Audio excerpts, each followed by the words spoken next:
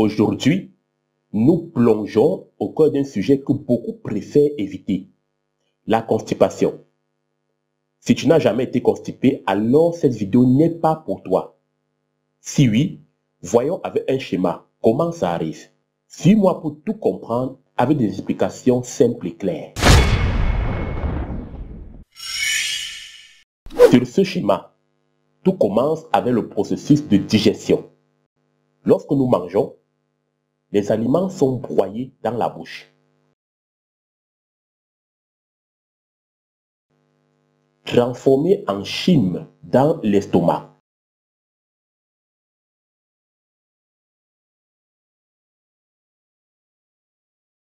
puis poussés dans l'intestin grêle où les nutriments sont absorbés.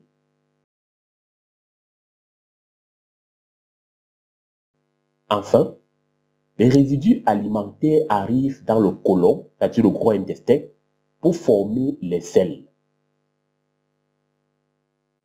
Pour faire simple, la constipation se traduit par le fait que nous mettons des jours sans aller aux selles. Le premier facteur de ce phénomène est le ralentissement du transit intestinal. En effet, le gros intestin se comporte un peu comme un tapis roulant. Mais parfois, ce tapis ralentit.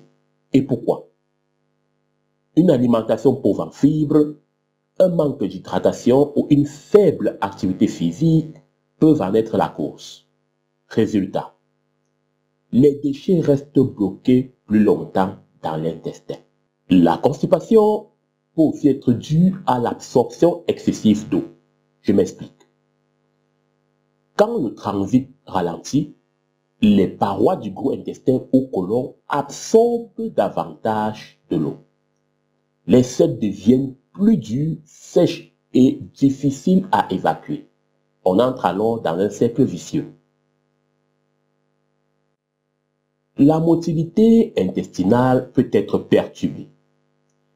Alors, comment ça se passe? En temps normal, les fibres musculaires de l'intestin vont se contracter suivant un phénomène appelé péristaltisme. C'est ce phénomène qui va pousser progressivement les selles vers la sortie. Bien, ces mouvements péristaltiques qui poussent les selles vers la sortie peuvent être altérés. Les facteurs pouvant être impliqués sont par exemple le stress, les médicaments ou certaines pathologies comme le syndrome du côlon irritable. Donc, tous ces facteurs peuvent être à l'origine de la constipation. Le rectum est cette partie du côlon qui se termine par l'anus.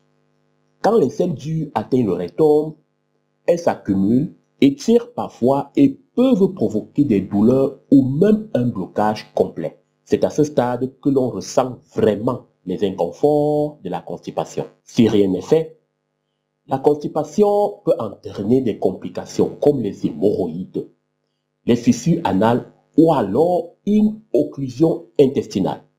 Mais pas de panique. Il existe bien sûr des solutions simples et efficaces. Pour prévenir la constipation qui nous met généralement mal à l'aise, privilégiez les aliments riches en fibres comme les fruits, les légumes et les céréales complètes. Buvez suffisamment d'eau et restez actif. Surtout, écoutez votre corps. N'ignorez jamais l'envie d'aller à la selle. Merci d'avoir suivi cette vidéo. Si tu as appris quelque chose, laisse un pouce bleu, abonne-toi et partage cette vidéo pour aider d'autres à comprendre le corps. À bientôt pour une prochaine vidéo. Je suis Ghislain Défaut.